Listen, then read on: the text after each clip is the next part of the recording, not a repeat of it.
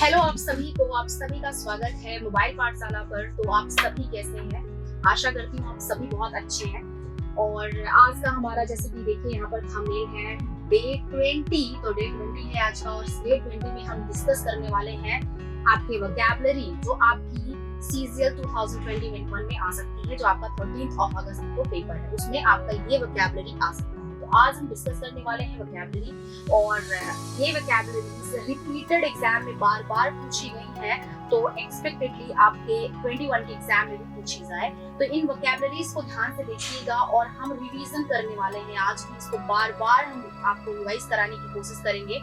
तो आप लोग इसको ध्यान से देखिएगा। और अभी अगर आपने वीडियो शेयर नहीं किया है तो प्लीज शेयर द वीडियो, अपने दोस्तों को शेयर करिए। आप जिस जहां भी एक्टिव है सोशल मीडिया पे वहां शेयर करिए, और शेयर करने के बाद से लाइक करिए, कमेंट करिए। आप जरूर बताइए कि आपको ये वोकैबुलरीज कितनी हेल्प करी है, क्योंकि मैंने इनको बहुत ज्यादा मेहनत करके मैंने इनको ढूंढा है, एनालिसिस किया है कि पिछले साल के पेपर्स में कौन कौन सी वोकैबुलरीज बार बार रिपीट हुई हैं। तो आज उन्हीं वोकैबुलरीज को हम डिस्कस करेंगे, और क्योंकि एक्सपेक्टेडली आपके एग्जाम में पूछी जा सकती है, तो इसलिए ध्यान से वोकैबुलरीज को देखिए और राइट डाउन करते रहिए, ठीक है। और लर्न भी करते रहिए जब आप इन वीडियोस को देख रहे हैं। तो चलिए स्टार्ट करेंगे वीडियो को सबसे पहले अपने वोकैब से। और पहला वोकैब हमारा आज का प्लेथोरा। मैं आपको थोड़ा सा इसकी इंपॉर्टेंस बता देती हूँ गाइस, इसकी इंपॉर्टेंस इसकी क्या है। देखेंगे अगर आप तो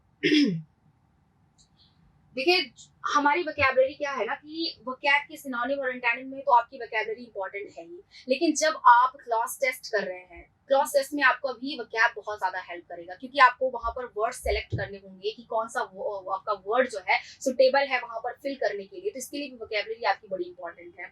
दूसरी चीज, आप जब वन वर्ड सब्स्टिट्यूशन कर रहे हैं, और इसी चीज से मुझे याद आ गया कि हमारी 2 वीडियोस हैं, आप जब क्लास कोर्स में जाएंगे 2 वीडियोस हैं वन वर्ड सब्स्टिट्यूशन में। टोटल 201 वर्ड हमने डिस्कस किए हैं, जो आपकी पिछली बार के एग्जाम्स में और अदर जो 19, 18, 17 में पूछे गए हैं, रिपीटेडली जो एग्जाम्स में आए हुए हैं, उन वन वर्ड्स को हमने डिस्कस किया है। तो उस वीडियो को आप मिस नहीं करेंगे, उस वीडियो को भी आप बहुत अच्छे से देखेंगे।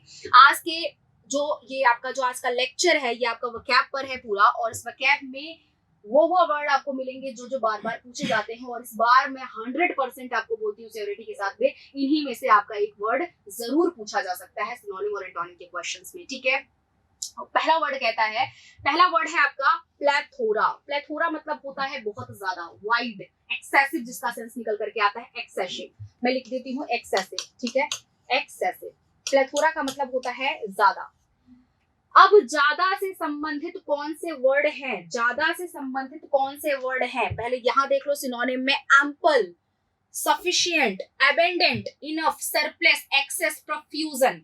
ये हमारे जो वर्ड्स यहाँ दिख रहे हैं, ये ज्यादा से संबंधित है, कोई चीज कितनी ज्यादा है, ठीक है। मेरे साथ बोलेंगे, प्लेथोरा का मतलब होता है एक्सेसिव, ज्यादा। इसकी सिनोनिम यानी कि इस वर्ड से संबंधित कौन कौन से शब्द एग्जाम में पूछे जा सकते हैं? So ample, sufficient, abundant, enough, surplus, excess, profusion, ये वर्ड्स हमारे पिछले एग्जाम्स में पूछे गए हैं। तो आपकी इस एग्जाम में ऐसा है कि मे भी पूछा जा सकता है, ठीक है। सो प्रोफ्यूजन, ये वर्ड आप इंपॉर्टेंट मार्क करके रखेंगे कि आपका प्रोफ्यूजन भी एग्जाम में पूछा जा सकेगा, ठीक है।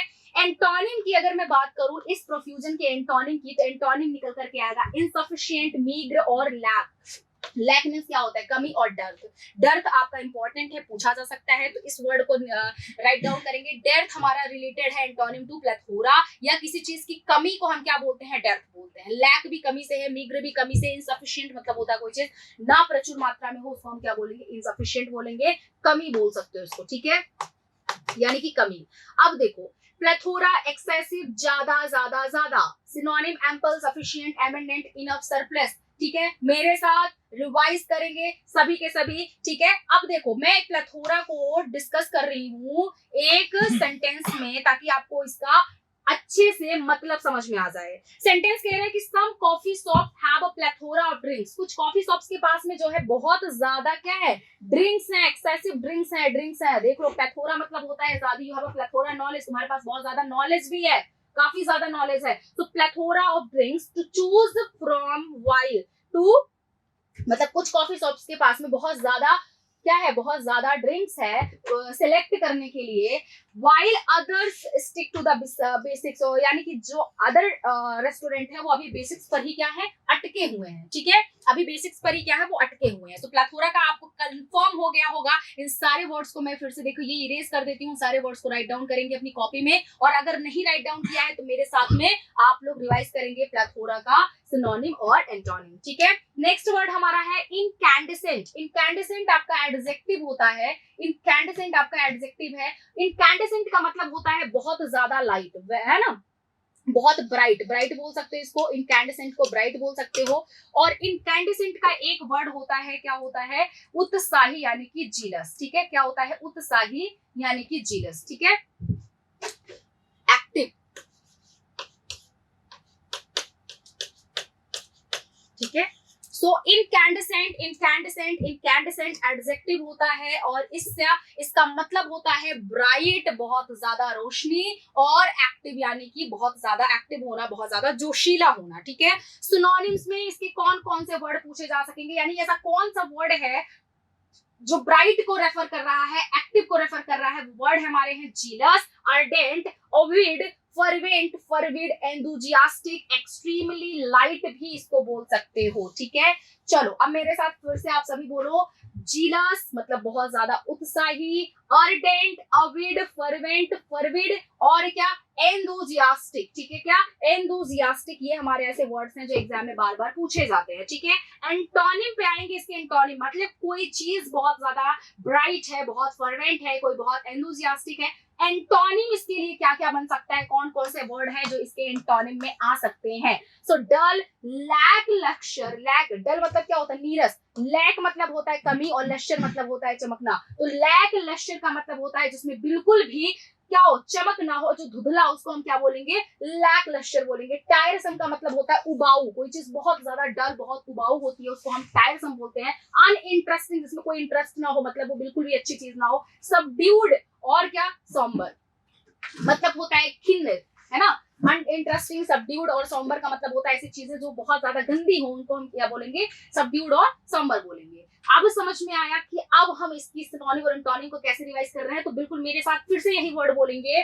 कैंडेसेंट का मतलब होता है ब्राइट और एक्टिव, इसके लिए सिनोनिम क्या है, इसके लिए सिनोनिम है jealous, ardent, avid, fervent, fervid, enthusiastic. फिर से बोलेंगे, jealous, ardent, avid, fervent, fervid, enthusiastic. ये वर्ड्स पूछे जा सकेंगे जो रिलेटेड है हमारे इनकैंडेसेंट से, ब्राइट से और एक्टिव होने से, ठीक है। एंटोनिम में आ जाएगा आपका डल, लैकलस्टर, टायरसम, अनइंटरेस्टिंग, सबड्यूड, और क्या, सॉम्बर, ठीक है। अब हमें आपके इनकैंडेसेंट वर्ड को आपके एक सेंटेंस में यूज कर रही हूँ जो बताएगा आपको लाइट के बारे में, वो लाइट को रेफर करेगा। टू प्रिजर्व योर आईसाइट, अपने आंखों की दृष्टि को बचाने के लिए, you should avoid looking directly at the incandescent sun. आपको तेज रोशनी में, तेज रोशनी जब सन की चमक रही है तो आपको उसमें नहीं जाना चाहिए, ठीक है।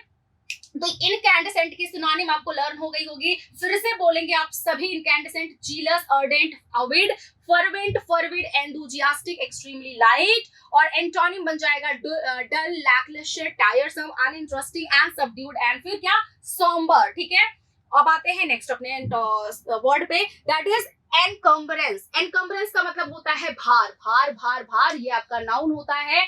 और इसका आप बोल सकते हो कंबरसम होना। कंबरसम भी एक वर्ड है जिसका मतलब क्या होता है, बोझ यानी कि भार, ठीक है। सो सिनोनिम में क्या हो सकता है, हिंड्रेंस हो सकता है, ऑब्स्टिकल हो सकता है, इम्पेडिमेंट होना, ठीक है। और एक वर्ड आ सकता है आपका क्या, कंबरसम होना, ठीक है। क्या होना, कंबरसम होना, कंबर सम होना, ठीक है, बोझिल होना। तो ये हमारे वो जो है एनकम्बरेंस के क्या हो जाते हैं, एनकम्बरेंस के हमारे सिनोनिम हो जाते हैं। इसका एंटोनिम बनेगा पैट्रोनाइज, वेंटेज, स्टिमुलेंट, और क्या, इनसेंटिव, क्या, इनसेंटिव, ठीक है। तो फिर से इसके सिनोनिम को देखेंगे। सिनोनिम है इसका हिंड्रेंस, ऑब्स्टिकल, इम्पेडिमेंट, और एंटोनिम है पैट्रोनाइज, वेंटेज, स्टिमुलेंट, और फिर क्या, इनसेंटिव। सारे वर्ड्स को राइट डाउन करेंगे कॉपी में, बार बार दोहराएंगे, ये वर्ड बार बार पूछे जाते हैं आपके एग्जाम में, ठीक है। अब हम एनकम्बरेंस को क्या करेंगे, यूज करेंगे सेंटेंस में, ताकि इसकी मीनिंग बहुत अच्छे से हमें डिफाइन हो जाए। हाफ मास्क क्या होता है? हाफ मास्क क्या होता है? आधा यहाँ लगाते हो, आधी नाक दिखती है ना। यहाँ पर मास्क होना क्या होता है? हाफ मास्क होता है। इज मोर प्रैक्टिकल, बहुत ज्यादा क्या है, मोर प्रैक्टिकल है। लोग आजकल इस चीज को करते भी हैं। होता है तो मास्क लगाए हुए हैं, लगा के यहाँ घूमते हैं, घूम घूम के आ जाते हैं। होते हैं तो मास्क लगा के गए थे, बाद में बीमार पड़ते हैं तो होता है कि भाई कोरोना हमको हो चुका है और वैसे ही घरों में आकर के फैल रहा है। ठीक है। A half mask is more practical as you eat. खा भी सकते हो, ड्रिंक भी कर सकते हो, ठीक है, और जो मर्जी वो भी कर सकते हो, बोल भी सकते हो, बात कर सकते हो, हर चीज कर सकते हो। तो हाफ मास्क क्या है? बहुत ज्यादा प्रैक्टिकल है। तो यहाँ पर प्रैक्टिकल भार, ठीक है, half mask as you can without encumbrance. Encumbrance का मतलब होता है बिना बोझ के, बिना भार के, बिना जो है प्रॉब्लम की आप क्या कर सकते हो, उसको यूज कर सकते हो हाफ मास्क को। तो यहाँ पर एनकम्बरेंस का मतलब होता है प्रॉब्लम, भार, बोझिल, जो चीजें बहुत कष्टप्रद होती है उनको हम क्या बोलते हैं? एनकम्बरेंस बोलते हैं। ठीक है, आ जाओ नेक्स्ट पे। फैब्रिकेट करना। फैब्रिकेट का मतलब होता है किसी चीज का निर्माण करना। फैब्रिकेट का मतलब होता है, फैब्रिकेट आपका वर्ब है, इसका मतलब होता है किसी चीज की निर्माण करना और झूठ बोलना। ठीक है, निर्माण करना और क्या बोलना? झूठ बोलना। निर्माण करना और क्या? झूठ बोलना। सिनोनिम देखेंगे, कंस्ट्रक्ट करना, मैनिपुलेट करना। मैनिपुलेट करना मतलब चालबाजी करना, कंस्ट्रक्ट मतलब होता है बनाना। चालबाजी हम झूठी चीजों को ही करते हैं बार बार। ठीक है, फिर से मेरे साथ बोलेंगे, फैब्रिकेट बार बार पूछा जाएगा, सिनोनिम एंटोनिम में एक बार आ सकता है। फैब्रिकेट का मतलब होता है क्या करना? To invent something and false talking करना, झूठ की बातें करना, मैनिपुलेट करना किसी को। ठीक है, सो कंस्ट्रक्ट यहाँ पर आ जाता है बनाने से संबंधित, किसी चीज का निर्माण करने से संबंधित, और क्या? मैनिपुलेट करने से संबंधित। ठीक है, इन्वेंट का मतलब होता है देखो आविष्कार करना, और किसी चीज को जब हम बनाते हैं, खुद बनाते हैं, तो उसको हम कंस्ट्रक्ट बोलते हैं। ठीक है, इन्वेंट का मतलब होता है आविष्कार करना, और ऐसी छोटी चीजों को जो है बनाना क्या होता है? वैसे तो दोनों सिमिलर सेंस ही देंगे। इन्वेंट करना वो भी इंसान ही कर रहा है, और किसी चीज को घर बनाने से संबंधित, जब घर वर बनाने की बात होती है तब हम वहां कंस्ट्रक्ट का यूज करते हैं। ठीक है, तो दोनों मतलब है बनाने से, कोई दिक्कत की बात नहीं। इन्वेंट और कंस्ट्रक्ट में कोई दिक्कत की बात नहीं है। कंस्ट्रक्ट हमारा घर बनाने के लिए होगा, वहां इन्वेंट की जरूरत नहीं होगी, नहीं यूज करोगे, और इन्वेंट होगा किसी चीज का आविष्कार करने से। ठीक है, तो अब यहाँ देखो, ये हमारे सिनोनिम्स हो जाते हैं फैब्रिकेट के। कंस्ट्रक्ट करना, मैनिपुलेट करना। एंटोनिम में आ जाता है डिसमेंटल करना। डिसमेंटल का मतलब होता है, मेंटल मतलब क्या होता है? डिसमेंटल ज्योग्राफी में पढ़े होगे, मेंटल का मतलब होता है ऊपरी परत, और डिसमेंटल का मतलब होता है ऊपरी परत को जब हटा दिया, मतलब वो चीजें क्या कर दी आपने? डिस्ट्रॉय कर दी। तो डिसमेंटल करना, डिस्ट्रॉय करना, डिमोलिश करना और रैक करना, ये जो आपकी डी से संबंधित है, इसका सबका मतलब होता है किसी चीज को क्या कर देना? किसी चीज को डिस्ट्रक्ट कर देना। क्या कर देना? किसी चीज को डिस्ट्रक्ट कर देना, बर्बाद कर देना। ठीक है, तो यहाँ पर आपको फैब्रिकेट के सिनोनिम और एंटोनिम्स मिल गए। फैब्रिकेट का मतलब होता है किसी चीज को बनाना और झूठ बोलना। तो हमें दो सिनोनिम्स मिले, कंस्ट्रक्ट और मैनिपुलेट, बार बार एग्जाम में पूछे गए हैं। और एंटोनिम में मिला आपका डिसमेंटल करना, डेमोलिश करना, डिस्ट्रॉय करना, रेक करना और डिस्ट्रक्ट करना। ठीक है, अब आते हैं इसके हम वर्ड यूज पे आ जाते हैं। Only the largest parts were fabricated at the factory. केवल बड़ी बड़ी चीजों को बनाया गया है, बड़े बड़े हिस्सों को बनाया गया है फैक्ट्री में। तो जो भी बड़ा है उन चीजों को फैब्रिकेट किया गया है। ठीक है, फैब्रिकेट मतलब बनाना हो जाएगा यहाँ पर। तो हमने इन सबका सिनोनिम और एंटोनिम देख लिया। Next, four runner. फोर का मतलब होता है आगे, और आगे का आगे चलने वाला, आगे रन करने वाला, जी नहीं। फोर रनर को हम बोल सकते हैं कि किसी काम का शुरुआत करने वाले व्यक्ति को हम फोर रनर बोल सकते हैं। मतलब किसी भी काम की शुरुआत करने वाला है ना, उसको, जैसे कि आपके घर में क्या है, पापा के पापा, तो वो हमारे क्या, फोर रनर है, जिनको हम पूर्वज भी बोल सकते हैं। ठीक है, तो फोर रनर आपका क्या होता है? नाउन होता है, और इसको पूर्वज भी बोल सको या फिर बोल दो कि किसी काम का पहला शुरुआत करने वाले व्यक्ति को हम क्या बोलते हैं? फोर रनर बोलते हैं। ठीक है, सिनोनिम्स में देखेंगे प्रीकर्सर, प्रोसेसर, एंसेस्टर, पायोनियर। ठीक है, precursor, processor, ancestor and pioneer, किसी काम की शुरुआत करने वाले व्यक्तियों को हम फोर रनर बोलते हैं। ठीक है, अग्रगामी, अग्रदूत या पूर्वज, अग्रगामी, अग्रदूत या फिर पूर्वज, और इन सबसे संबंधित वर्ड्स हैं हमारे प्रीकर्सर, प्रोसेसर, एंसेस्टर और पायोनियर।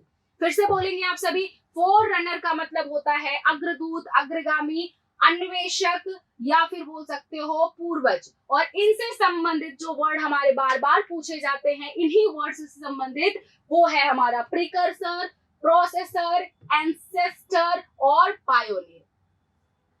अगर मैं इसके एंटोनिम की बात करूं तो एंटोनिम में आ जाएगा डिसेंडेंट, सक्सेसर, एयर और फॉलोवर। इन सब का मतलब होता है उत्तराधिकारी। क्या होता है? उत्तराधिकारी। उत्तराधिकारी क्या होता है? जैसे अपनी पापा के बाद संपत्ति तुम्हें मिलेगी ना, तो पापा के तुम उत्तराधिकारी हो। ठीक है, समझ गए ना? इसी वजह से पढ़ाई लिखाई अपनी नहीं कर रहे हो सही से। देखो एंटोनिम क्या है? एंटोनिम फोर रनर का एंटोनिम हो जाएगा डिसेंडेंट, सक्सेसर, एयर और फॉलोवर। ठीक है, अब देखो यहाँ पर इसका हम सेंटेंस यूज देखेंगे। She is forerunner of the modern women's movement. वो क्या है? अग्रदूत है वो। कब की है? वुमेन्स मूवमेंट की अग्रदूत है वो। ठीक है, तो यहाँ देखो फिर से एक बार चलो याद कर लेते हैं। फोर रनर का मतलब होता है अग्रदूत, अग्रगामी, पूर्वज, और इसका सिनोनिम बनेगा प्रीकर्सर, प्रोसेसर, एंसेस्टर और पायोनियर। पायनियर को बोलते हैं हम अग्र अन्वेषक, जो पहली बार किसी चीज की अन्वेषणा मतलब आविष्कार करे। ठीक है, डिसेंडेंट, सक्सेसर, एयर और फॉलोवर का मतलब होता है, एयर और फॉलोवर का मतलब होता है आगे आने वाला, मतलब आगे आने वाला हमारा उत्तराधिकारी। ठीक है, सो ये हमारा हो गया ना। अब आते हैं फैसिमिले। फैसिमिले का मतलब होता है प्रतिछाया, जिसको आप बोलते हो फोटोकॉपी, है ना। ये हमारा होता है नाउन और इसका मतलब होता है प्रतिछाया। ठीक है, प्रतिछाया। तो यहाँ प्रतिछाया किसकी बोलते हैं? प्रतिछाया, प्रतिकृति, मतलब किसी चीज का फोटोकॉपी, किसी चीज का फोटोकॉपी, एकदम एग्जैक्ट कॉपी बोल सकते हो, किसी चीज की एग्जैक्ट कॉपी बोल सकते हो। सिनोनिम में इसका क्या आएगा? मिनिएचर, रेप्लिका, रिप्रोडक्शन और फिर क्या? जेरोक्स आ जाएगा। ठीक है, तो ये चीज नोट करना कि फैसिमिले से संबंधित जो एग्जैक्ट आपके वर्ड है, जो एग्जाम में बार बार पूछे जाते हैं, रेप्लिका, रिप्रोडक्शन और जेरोक्स। और मेरी बात ध्यान से सुन लो, अगर इस वोकैबुलरी का पूरा वर्ड तुमने देख लिया तो एग्जाम में कोई प्रॉब्लम नहीं होने वाली। इसके बाद हम नेक्स्ट सीरीज में भी वोकैबुलरी डिस्कस करने वाले हैं, जिसमें वो सारे वर्ड्स को डिस्कस करेंगे जो भी बचे हुए हैं, क्योंकि ये पुराने हैं, बार बार रिपीट होते हैं। और ध्यान से मेरी बात सुनो, देखो जो वर्ड्स होते हैं वो बार बार रिपीट होते हैं, क्योंकि ये नए इन्वेंट नहीं होता है हर जगह पर, है ना। आज कुछ और वर्ड बोल रहे हैं, कल से हम दूसरे वर्ड को नहीं इस्तेमाल करेंगे। वर्ड बार बार वही बोलते हैं, वही चीजें हम बार बार बोलते हैं, तो एग्जाम में भी वर्ड वही बार बार रिपीट होते हैं। तो प्रीवियस ईयर पेपर में से एक काम करना है, जितने भी पुराने वर्ड्स हैं उनको एक बार देख लो, कभी भी वोकैबुलरी का क्वेश्चन गलत नहीं होने वाला है। ठीक है, तो ये चीज आपको करना है। दूसरी चीज ये देखना है कि जब भी वोकैबुलरी पढ़ो तो सिनोनिम और एंटोनिम को ध्यान में रखते पढ़ना, उससे जो दोनों चीजें आपकी प्रिपेयर हो जाएंगी। ठीक है, और अब देखो रेप्लिका, रिप्रोडक्शन, जेरोक्स। ठीक है, एंटोनिम में क्या आएगा इसका? ओरिजिनलिटी, नोवेलिटी, डिसिमिलरिटी और डिस्टिंक्शन, मतलब होता है विशिष्टता। तो कोई चीज रेप्लिका है मतलब वो उसकी प्रतिछाया है, वो उसकी फोटोकॉपी है, लेकिन कोई चीज अपने में ओरिजिनल है तो वो तो फोटोकॉपी है नहीं ना, मूलभूत जिसको बोल सकते हो। ओरिजिनलिटी, नोवेलिटी, डिसिमिलरिटी और क्या? डिस्टिंक्शन। क्लियर इतनी बात? और क्या? डिस्टिंक्शन। ठीक है, the copy and facsimile of documents, यानी कि जो उसकी फोटोकॉपी प्रतिछाया है, उसकी डॉक्यूमेंट्स की प्रतिछाया। ठीक है, तो डॉक्यूमेंट्स की प्रतिछाया मतलब इसको बोलेंगे नकली भी बोल सकते हैं और फेक भी इसको बोल सकते हैं। नकली और फेक भी इसको बोल सकते हैं। देखो फेक मैंने कैसे लिखा, हिंदी में लिख दिया है, फेक भी बोल सकते हैं। ठीक है, चलो सो प्रतिछाया का सिनोनिम मिला हमें मिनिएचर, रेप्लिका, रिप्रोडक्शन, जेरोक्स, और एंटोनिम मिला ओरिजिनलिटी, नोवेलिटी, डिसिमिलरिटी, डिस्टिंक्शन। ठीक है, सो इसका मतलब होता है नकली, फेक, प्रतिछाया, और इसका मतलब यहाँ पर एंटोनिम में आ जाएगा कोई चीज मूलभूत, कोई चीज किसी चीज की ओरिजिनलिटी, और ओरिजिनलिटी को हिंदी में क्या बोलते हो? किसी चीज का मूलभूत आकार, आकार और स्थिति। ठीक है, आ जाओ नेक्स्ट। गाइजेंटिक मतलब क्या होता है? गाइजेंटिक मतलब होता है बहुत ही बड़ा, एक्सट्रीमली बिग।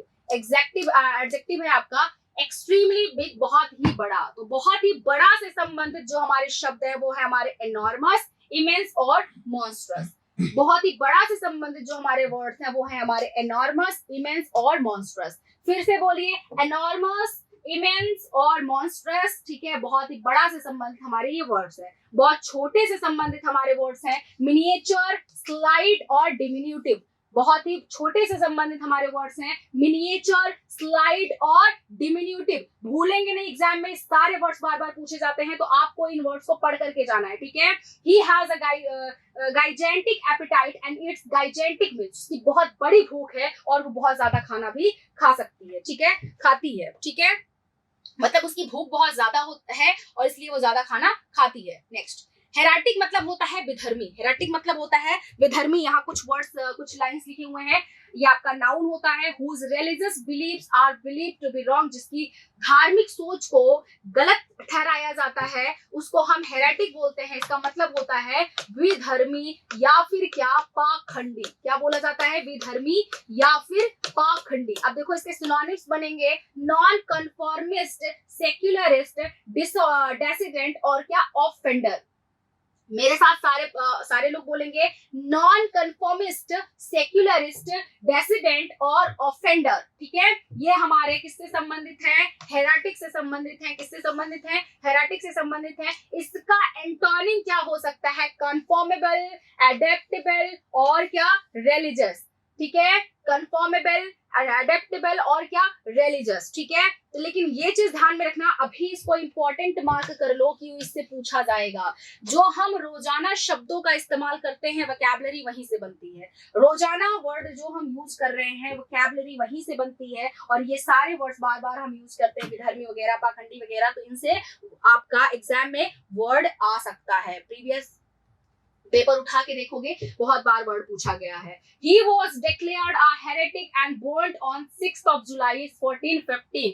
वो क्या था, वो विधर्मी था, डिक्लेयर उसको किया गया कि वो विधर्मी है और उसको जला दिया गया 16th of July 1415 में, ठीक है। ध्यान से, बहुत बार ये वर्ड पूछा गया है, हेरेटिक बहुत बार पूछा गया है। स्टार मार्क करेंगे और फिर इसको राइट डाउन करेंगे, इसके सिनोनिम और एंटोनिम्स को। Next, inquisitive.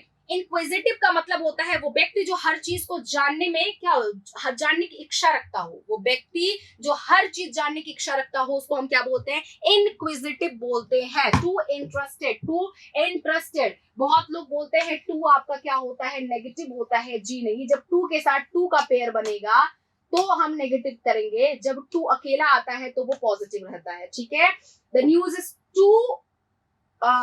Is too surprising to be correct. बहुत ज्यादा न्यूज क्या है, बहुत सरप्राइजिंग है तो वो करेक्ट नहीं हो सकता। She is too weak to walk, वो बहुत ज्यादा वीक है तो वो चल नहीं सकती। टू के साथ टू का पेयर बनना मतलब नेगेटिव, और टू अकेले आया है मतलब पॉजिटिव, ठीक है। सो सिनोनिम इसके बनेंगे इंक्वायरिंग और होलसम। होलसम का मतलब होता है स्वस्थ, ठीक है। होलसम का मतलब क्या होता है, स्वस्थ। और अगर मैं इंक्विजिटिव बोलूं, स्पेशली इस वर्ड की बात बोलूं, तो ये हमेशा किसके, जानने की इच्छा के लिए यूज किया जाता है। ये वर्ड स्पेशली जानने की इच्छा के लिए यूज किया जाता है। होलसम तो यहाँ पर आ गया है, फिलहाल ये इसका नहीं होगा, मतलब जनरली हम जो जानने की इच्छा के लिए बोलते हैं, बट अगर एग्जाम में आ जाता होलसम तो भी आप टिक लगा के आएंगे। लेकिन अगर इंक्वायरी आता है तो इंक्वायरिंग करेंगे, और अगर होलसम आता है तो होलसम भी कर देंगे, ठीक है। एंटोनिम में है इसका डेलेटेरियस, बेनफुल, इनसैनिटरी और इंजूरियस, ठीक है। डेलेटेरियस का मतलब होता है हानिकारक, बेनफुल का मतलब होता है शापजनक, इनसैनिटरी का मतलब होता है गंदगी, इंजूरियस का मतलब होता है हानिकारक। तो ये हमारा यहाँ पर इसका क्या हो जाएगा, सिनोनिम एंटोनिम हो जाएगा, किसका, इनक्विजिटिव का, ठीक है। इनक्विजिटिव का मतलब होता है जानने वाला, इच्छुक, और इसका मतलब स्वस्थ भी होता है, लेकिन हम जनरली इंक्विजिटिव को जानने की इच्छा के लिए ज्यादा यूज करते हैं, ठीक है। सो इंक्वायरिंग और होलसम क्या बन जाता है, इसका सिनोनिम बन जाता है डेलेटेरियस, बेनफुल, इनसैनिटरी और इंजूरियस बन जाएगा इसका antonym. When she was comfortable with us, एक बार अगर वो मुझसे कंफर्टेबल हो गई, शी ओपनड अप, वो खुल जाती है, displaying a sharp and inquisitive, तो वो अपना शार्प तरीका, अपना तेज और जानने की इच्छा वाला जो तरीका, उसका शार्पनेस, जो माइंड है, जानने की इच्छा जो रखती है, हर चीजों को जानने वाला दिमाग वो यूज करती है। क्लियर इतनी बात? आ जाओ नेक्स्ट वोकैब पे। इंट्रिग, इंट्रिग आपका वर्ब है। इंट्रिग क्या है, वर्ब है। इसका मतलब होता है क्या करना, इसका मतलब होता है कॉन्स्पेरेसी, काउंटर प्लॉट, मैनिपुलेशन, जिसको हिंदी में षड्यंत्र भी बोल सकते हैं। क्या बोल सकते हैं, षड्यंत्र भी बोल सकते हैं, ठीक है। सो यहाँ आप देखेंगे कि आपका कॉन्स्पेरेसी वर्ड आया है, काउंटर प्लॉट आया है, मैनिपुलेशन आया है, इंट्रीग आपका वर्ब है, इससे संबंधित यानी कि जो है षड्यंत्र से संबंधित जो आपके वर्ड्स आ सकते हैं, सिनोनिम्स आ सकते हैं, या कोई भी अकेला ये भी आ सकता है, तो इसका आप पढ़ करके जाएंगे। कॉन्स्पेरेसी करना, काउंटर प्लॉट करना और क्या, मैनिपुलेशन करना, ठीक है। एंटोनिम में देखेंगे कंडोर और क्या, सिंसेरिटी और ब्लंटनेस, ठीक है। क्या, सिंसेरिटी और ब्लंटनेस इसके क्या बन जाएंगे, एंटोनिम बन जाएंगे। His life was notorious for intrigue and perfidy, ठीक है।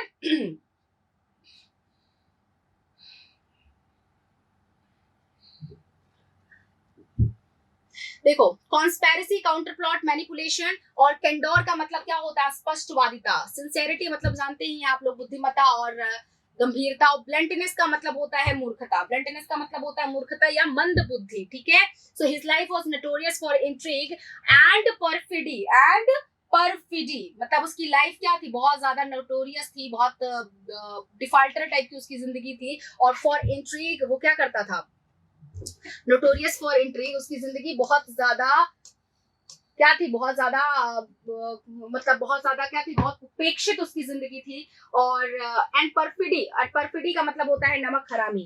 परफिडी का मतलब क्या होता है, नमक हरामी। किसको बोलते हैं, जो आपका खाने के बाद आपका ही ना सुने, उसको हम क्या बोलते हैं, नमक हराम बोलते हैं, नमक हरामी बोलते हैं, ठीक है।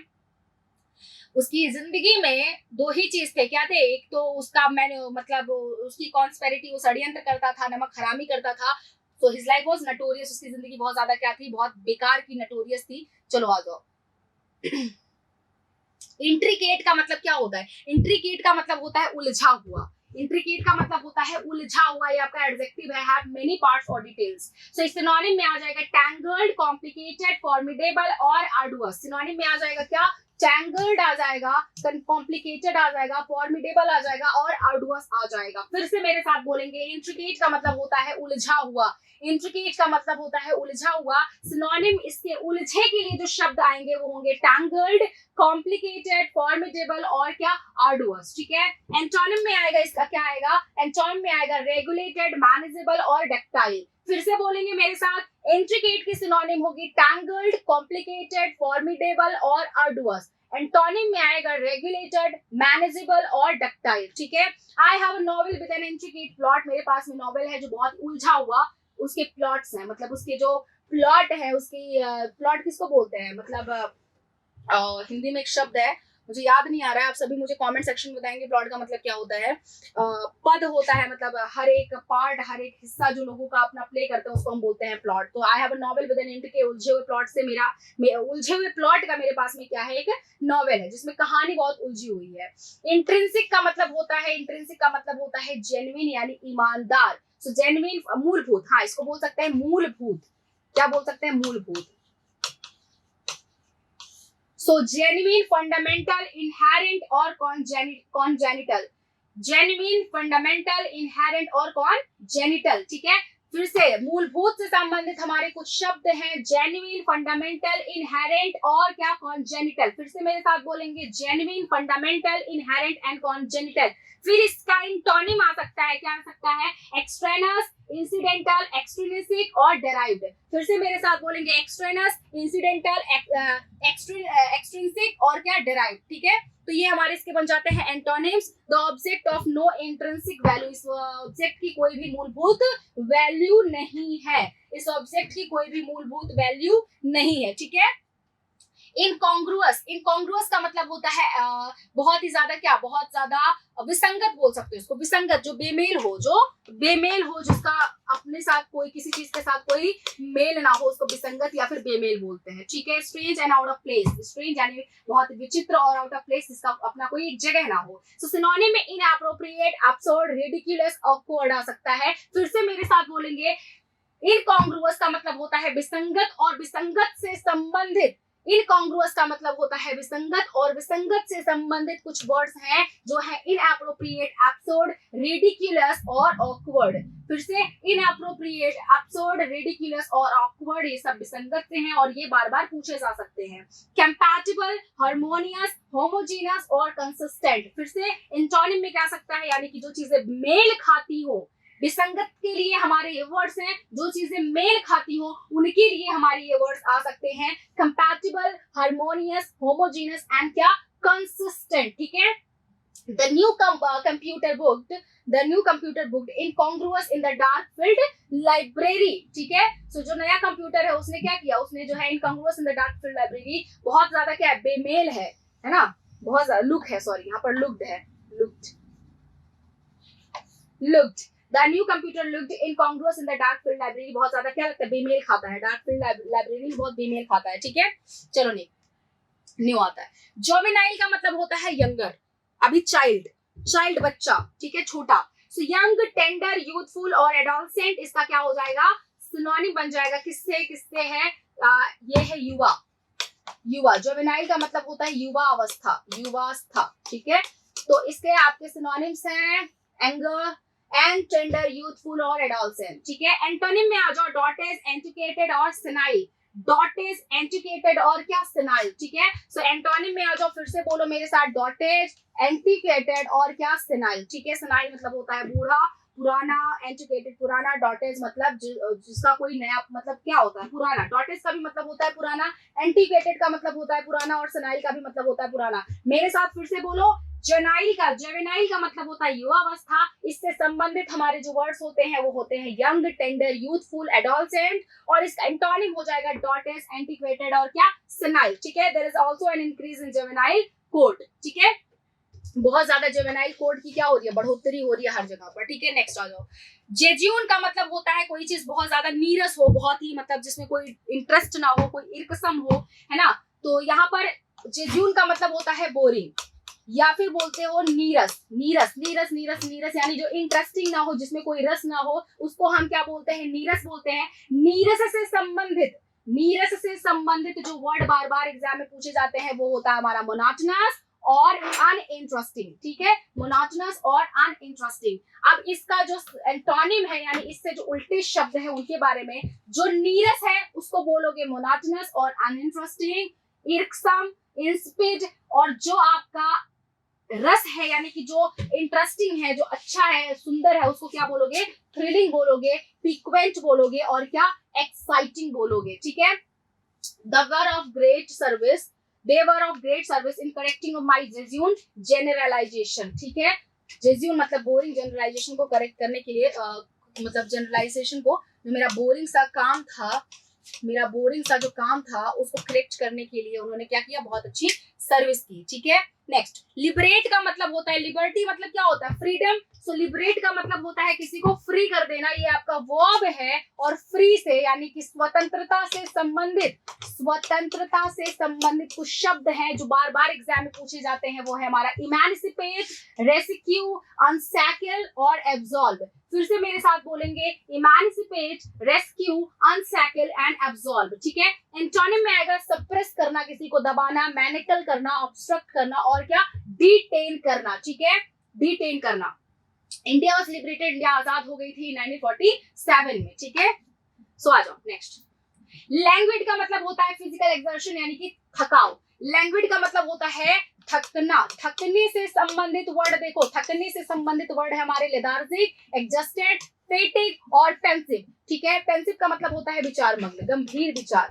पेंसिव का मतलब होता है गंभीर विचार, ठीक है, गंभीर